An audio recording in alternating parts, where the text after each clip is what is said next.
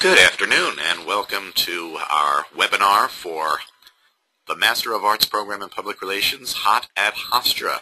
It has become a very hot program here, so we thought we would run through what's happening with the program, what you can do now to get involved with it and to apply. And it's a good time to apply because we are probably going to be closing applications fairly soon. Because classes are filling. My name is Jeff Morosoff, and I am the director of the program. I've been working in PR for over 30 years and been at Hofstra now for 4. And one of the things I was tasked with early on was creating this program. We've just run our first year. We finished our first 2 semesters a couple of weeks ago. And we're looking real good. 21 students in the program, all taking classes, some of them actually starting internships already. So we're very, very pleased with the progress that we're making, and we continue to expand it and add classes, and we're looking forward to having a whole new group of students in September.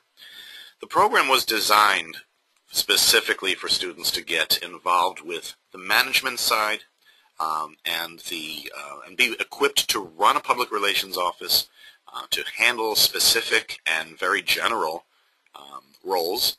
Because as we know, public relations offices aren't necessarily large staffed facilities or businesses that have several people handling several tasks. Sometimes a PR staff is just you, and you might be called on to do everything from writing newsletters to creating press opportunities to taking pictures and maybe even shooting video and leading a campaign that would enhance the image of your organization. So all of those things are what we're geared for. PR, as you know, is a very hot profession right now, and the U.S. Bureau of Labor Statistics expects it to continue to grow this decade. Some of the numbers are very impressive, as you can see, growing as much as 23%. Employment in PR managers, 16%. As you can see, the money isn't bad either for the most part. Median annual wage of PR specialists over $50,000. PR managers, $91,000. And, of course, you never start at those salaries, but you certainly can make those salaries after a couple of years' experience. So it's a great business to be in. And here's another interesting little quote. This is from a PR firm, Veronis Solar Stevenson. 7,000, oh, I'm sorry, let me click this for you, 7,000 PR firms in the United States. And that's just public relations firms. Those are agencies. These are agencies that are hired by companies, by organizations to do public relations tasks for them. But that does not include all of the many, many offices within organizations, internal public relations offices. So you have a tremendous number of opportunities based on the growth of the business. Here are some of the areas that you do see growth in. And by the way, what this says is you can work pretty much anywhere. Everything from corporations to government to sports, environmental, nonprofit organizations, faith-based organizations, business to business. All of these organizations have woken to the fact that they need public relations. They need to learn how to communicate from their management to the publics they serve. Either they serve or they sell to, because they understand that without good communication, without proper information, without a good back and forth flow, responding to feedback, asking for feedback, knowing how to respond in a way that makes people feel good about the organization, they can't succeed. So they have to do these things, and there's been a real recognition over the past decade or two that this is a vital part of doing business, that you must be able to communicate well with your publics. So public relations people are really information brokers. They're taking information from the top and moving it through the media to their publics, and that is an important skill to have. Not everybody can do it. So that's what we're teaching in this program. So here's some of the things, if you take a program like this, you will end up with. First of all, you want to be a better writer. Writing is so essential, and you've probably heard this 1,000 times, if not more, that writing is a skill that on some level is going away. And the fact is it can't go away in public relations. PR people must be excellent writers.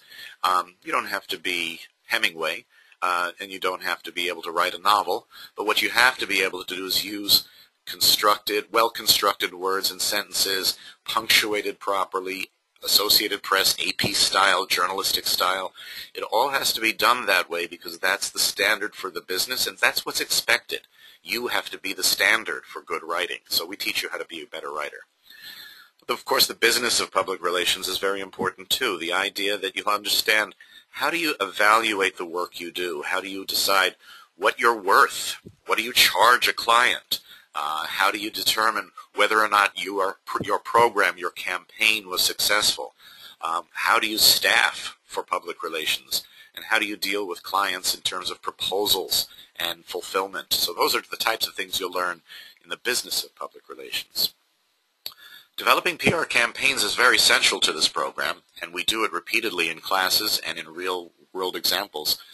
The idea that an organization comes in and says, well, here's our strengths and here's our weaknesses when it comes to communicating.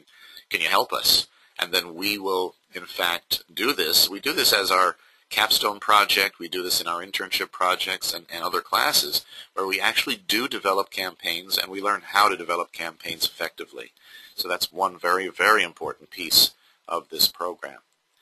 Online and social media tools and platforms is an interesting one because we find that businesses out there believe that if they hire a 22-year-old, well, they know social media. Of course they do. They grew up with it. And the fact is they did grow up with it. They learned Facebook. They're on Facebook. They're on Twitter. They're on Instagram. They're doing everything from Pinterest to many of the other available platforms. But that doesn't mean that they can communicate on behalf of a business or an organization effectively. So that's what we teach. We teach how to do that, how to use those tools for marketing and PR. The other thing that we try to teach you is in the tools of the trade that are outside of the social media, such as desktop publishing, photography, and even some light video production, because video has become so essential in all of what we do online. So we're teaching those skills in our classes in this program. That seat at the table is also very important, the idea that you're part of a management team, that you're part of the decision-making process. We like to say that public relations practitioners are often the conscience of an organization. That we can say, well, wait a minute, if you do it that way, you're going to get a lot of people angry because you're A, hurting the environment, or B, putting people at risk, or C, not paying attention to what people care about. So that's one of the ways that public relations practitioners function. Being at the table with management, making management decisions alongside with the public in mind. Planning from the outside is the way we kind of look at it. And lastly, of course, we all know that the more education you have, the more marketable you are, the more money you will make, the more career options you have and opportunities for moving up. So obviously a master's degree, no matter what you decide your master's degree should be in, is always helpful. And of course, having a master's degree in public relations, while not required to get that entry-level job, certainly is going to help you in the long run. So something to keep in mind as you're planning your future. So the new Master of Arts program is professionally designed to educate students in a fast-evolving communications field. We emphasize these things. 1, management. 2, research and evaluation, as I mentioned. Best practices, writing, and those tools that are also important, social media and other online and offline platforms. Those are the things we emphasize in this program. It is a very practical program. We don't teach a lot of theory in this program. It is not focused that way. The focus is on making it as practical and as usable as possible when you go out into the workplace. So, let me back up. I'm sorry, I'm skipping. Here we go. These are the ways that our programs are set up. This is the course calendar. And this is a suggested course calendar. Most people follow it this way, but there can be variations. But just to give you an idea of some of the courses. It's a 36-credit program. It can be accomplished in 4 semesters. A full-time graduate student is a 9-credit student. It's a 9-credit semester. So you'll take 3 classes each semester. In the first semester, you'll learn the practice of PR. You'll learn you'll learn the survey of public relations issues, and that's more of a look at case studies. You'll also learn how to measure and how to evaluate programs and campaigns. Now, for those who have previous classes in public relations or maybe even experience in public relations, you would skip PR 260 because that's a very fundamental course, and you would use those 3 credits for an elective later on. And so that's the OR part of Semester 1. Semester 2, you'll learn strategic writing, you'll learn communications technology, and those are the tools we talked about, the online and offline tools, and you'll choose an elective. Electives are in journalism, marketing, management, speech communications, and even one in radio, television, and film. We also will give you the option of exploring other electives that are offered on campus, and if they're applicable to your area of interest, we would accept those credits. Semester 3 essentially looks at business essentials and corporate PR. We also start you off with your public relations capstone. This is where you will work with a nonprofit organization for a semester to determine what their needs are. You'll do a communications audit, you'll do an analysis of their strategy and their strengths and weaknesses, and then you will come up with a long-term, short-term, and long-term plan for how they should be doing public relations more effectively. Because that capstone is continued into the 2nd semester, the 4th semester for you, and you will actually implement the plan that you've created, working alongside that nonprofit organization and a professor who will guide you through the process and actually implement the program. So that's a real-world experience, it's on-site experience, and that's part of this. It's built into the program. You also take a couple of more electives in your next or last 2 semesters. Here, and you've probably seen this online already, but just to run through it quickly, the admissions requirements for the program. You have to have BS, BA, or BFA from an accredited college. You want to have an undergraduate GPA of at least 275. We will not consider applications that have less than 2.75 GPAs, so you must take a look at that and make sure that you qualify. We want a personal essay. We want to hear mainly, why do you want to be in this program? What are your plans? What are your professional plans? Why is this program attractive to you? And what have you done in the past that might relate to it? 2 letters of recommendation can come from anybody, but primarily we hope that it comes from maybe a previous faculty member or somebody you've worked for. Writing samples can be anything. If you haven't produced anything that looks like a public relations piece, you can certainly provide us with an essay that you've written or a blog or anything that just shows us that you have writing skills or at least have writing experience. Current resume, transcripts, GRE scores are optional. And if you're an international student, you must have a minimum TOEFL of 95, which is fairly high, but the reason we set the bar that high is because we are very writing-oriented, and you must have a good command of the English language in order to be successful in this program. So those are the general admissions requirements. Oops, I keep skipping ahead here. What happened? I'm going to skip down to our second to last slide. Here's our lovely photos. Here we go. Thank you. These are our teachers, and I won't run through with them I won't run who they are for you, but I just wanted to give you a taste of the mix that we have brought to this program. Some of these professors here are full-time professors in the Public Relations program at Hofstra, which is one of Hofstra's biggest undergraduate programs on campus, with now 260 undergraduates. But some of these faces you see are professionals. They teach as adjunct professors. They teach 1 or 2 courses a semester, and they have many, many years in the field. The ones that you're seeing here, I can't think of one that has less than 20 years experience in the field doing public relations for everything from a New York City agency to a hospital to a major retailer to an academic institution. And so these are the folks who teach public relations on the graduate level, and we're very proud of them, and we're very happy to have them because they're very, very good, popular teachers. So we're going to start right off with questions. I didn't want the presentation to be too long, so I would like to hear from you and hear what kinds of questions you have. So now's a good time to start typing them in. We have a couple here already, so we'll get started with those. But please don't be shy. Ask your questions, type them up, and we'll read them back here online, and I'll answer them for you. The first question we have is, who are the students in the program? Which is a logical question. You know, some of the People who might be a little bit older sometimes get a little bit intimidated. Oh my goodness, am I going to be surrounded by 22-year-old students and I'm going to feel funny because I'm 50? Well, the fact is we have a very good mix. Right now, today, there's 21 students in the program. And out of those 21, I will tell you that several, I don't have an exact number in front of me, but several are not recent college grads. They are in their 30s. One of them is in her late 40s.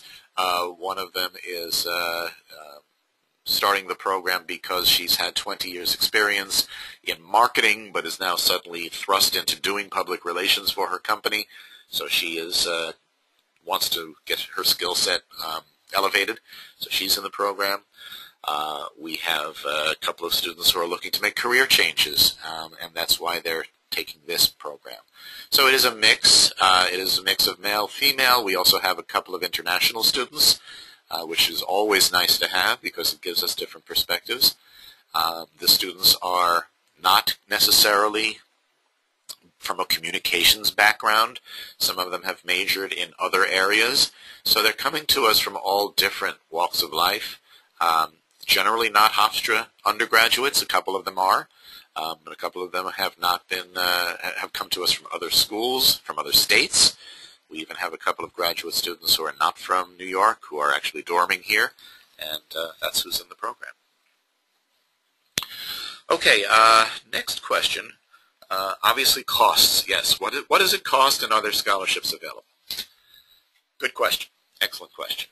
And obviously the primary concern for a lot of people. Excuse me a second. The cost of the program, essentially you can look at it this way, is about $1,100 a credit. So that means that if it's a 36 credit program, you're going to be just shy of $40,000 for the entire program, which obviously presents some challenges for some folks. So how can you mitigate those costs, and what can you do to look at scholarships and other ways to cut the cost down?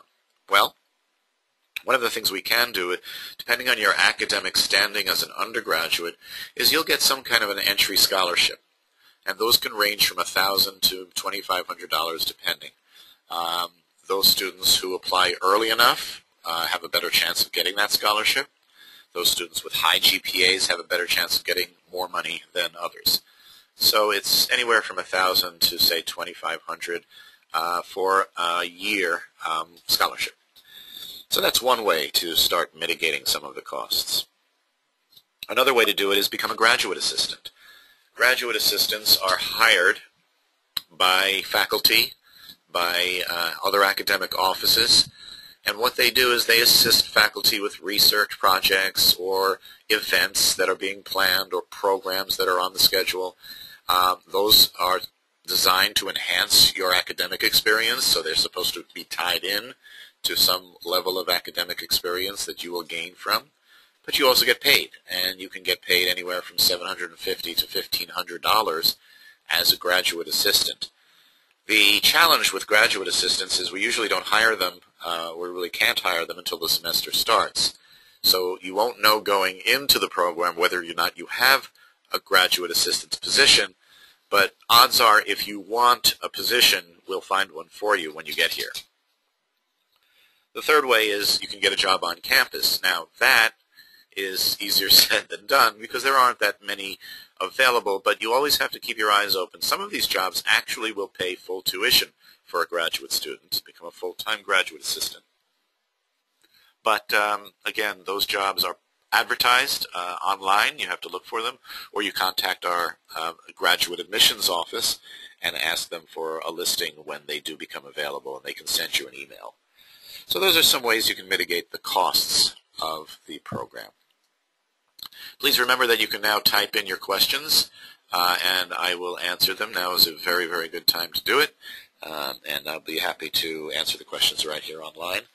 The other thing is if you have questions that you want to ask offline, you'll see on the screen my email address and my direct office phone number, so you're always welcome to ask questions that way as well. But it's a good time to share questions, so let's see if you can do that. Here's a question about part-time. Can I come to the college as a part-time student?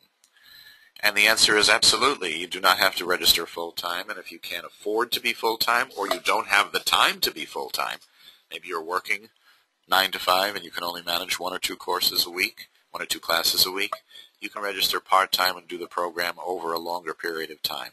So that's very, very possible, and in fact, out of our initial class, 21 students, 9 of them are part-time students, and the other 12 are full-time students. So we have a good mix. You can do it any way you'd like, whatever's most comfortable, 1 class, 2 classes, or 3 classes at a time. Excuse me. I have a question from another viewer or participant. How does this program differ from a master's in strategic communications? Well, without having the classes and the courses in front of me for a particular strategic communications program, it's tough to answer. However, what I think it would be is strategic communications might be a little bit more theory. It might involve other areas that are not specific to public relations. For example, it might include a mix of marketing and advertising courses. It might involve a little bit more of theory in terms of how people communicate internationally, nationally. Wonderful to take a program like that if you want a larger view of world communications. Our program is much more specific. Our program is very specific to public relations skills, public relations management, public relations tools, and public relations writing. It is preparing you for a career specifically in public relations. Strategic communications is more of an umbrella term, and I'm sure that there are many strategic communications programs that are superb and can prepare you well for various careers. This program prepares you for a career in public relations. So I would say that if I had to define a difference, that's it. Okay, more questions. I have a couple more in front of me, and please start to type in your questions before we wrap up. Questions about the internship and the capstone. How do I find an internship? We will help you find an internship, or you can find it on your own. Many of our students will actually target a particular type of company or specific company and just make a phone call or write an email and say, do you offer internships? And very often they get them that way. But we have great connections with New York City PR agencies, New York City media companies, and many, many Long Island companies as well that will provide an internship opportunity for you. So if you don't seek one on your own, and if you want to rely more on the connections that Hofstra has with professional organizations, we will help you find that internship. So we never have a student that can't find an internship. That's always something that we will help you with. Next question, full-time means 3 classes per week, 3 night classes per week? Yes. The way this program is structured today is that all of our classes run in the evening. All of them start at 6:30. All of them end at 8:20. So it's 1 hour and 50 minutes for a class. They all run Monday, Tuesday, Wednesday, or Thursday night. So you would take a class, if you were taking full-time classes, you would be here 3 nights a week, either Monday, Tuesday, Wednesday, or Thursday night, a combination of those nights. Now, having said that, I will tell you that starting in the spring semester next year, we will start to run a couple of online classes. So online classes will become an option. The program is not an online program. Our long-term goal is for it to become an online program, but I will not kid you that if you start this program in September, you'll be in class more than you will be online. In fact, most of what you will be taking will be in class, and online will just be an option. So 3 night classes per week is correct, and they are from 6:30 to 8:20. At some point, we're also going to experiment with classes that might run later or earlier, but right now this is the way this is structured. So I hope that answers your question. I have one last question here, and if you have a question that still occurs to you, please type it out now, and we'll answer it before we go. The number of students that we'll be admitting in the fall.